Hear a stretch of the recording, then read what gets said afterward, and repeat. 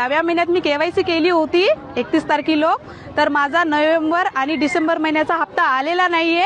मी collector office मध्ये आलेली आहे, तर तिथं म्हणतात की तुमची केवायसी चुकलेली आहे, पण आमची केवायसी सक्सेस झाली होती असा आम्हाला मेसेज आला होता, तरी पण आमचे पैसे आले नाही। आम्ही सगळ्या लाडक्या बहिणी इथं जमा झालेलो आहोत कलेक्टर ऑफिस बशी, तरी पण थांबा करत आहे।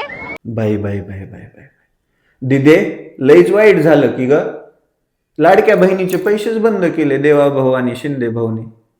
देवाभाऊ तर दावोसलाच पळून गेले, सॉरी इन्व्हेस्टमेंट आणण्यासाठी गेले, तर आपले मामा तर इथं हॉटेलमध्ये नगरसेवक गोळा करतायत सत्तेमध्ये बसण्यासाठी। बहुतेक आता लाडक्या बहिणींकडून मिळणारं मत त्याची व्हॅल्यू संपली असेल, म्हणून बहुतेक लाडकी बहीण योजना बंद पाडण्याच्या दिशेने सरकारनं पावलं टाकली असतील। पण लाडक्या बहिणींनो, कलेक्टर ऑफिसवरती गोळा होण्यापेक्षा तुम्ही सगळ्या मिळून मंत्रालयावरती मोर्चा काढा, तेव्हाच तुमची योजना सुरळीत चालू होईल। बाकी लाडकी बहीण योजना कोणत्याही परिस्थितीत बंद होणार नाही नाही नाही। पण मी सध्या दावोस मध्ये असल्यामुळे, राज्याच्या तिजोरीमध्ये पैसे नसल्यामुळे थोडीशी आम्ही त्याला स्थगिती दिली आहे।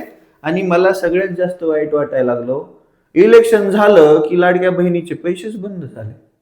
आता जिल्हा परिषद आणि पंचायत समितीच उरली आहे फक्त, पण ते काही एवढं महत्वाचं ठेवलंच नाही या सरकारने। कायदे बदलले, त्यांना काही निधी येत नाही, ते असेच हे आहे।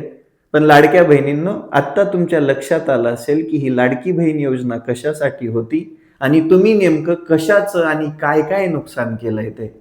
लाडकी बहीण योजना म्हणजे फक्त आणि फक्त मतदान घेण्यासाठी दिलेला लीगली पैसा, ज्याला कोणी चॅलेंज करू शकणार नाही। आणि या सरकारने बरोबर ती खेळी केली।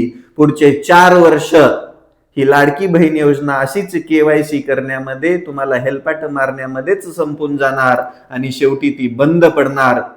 पण माझ्या दिदींनो, मला तर लय वाईट वाटतंय बाबा।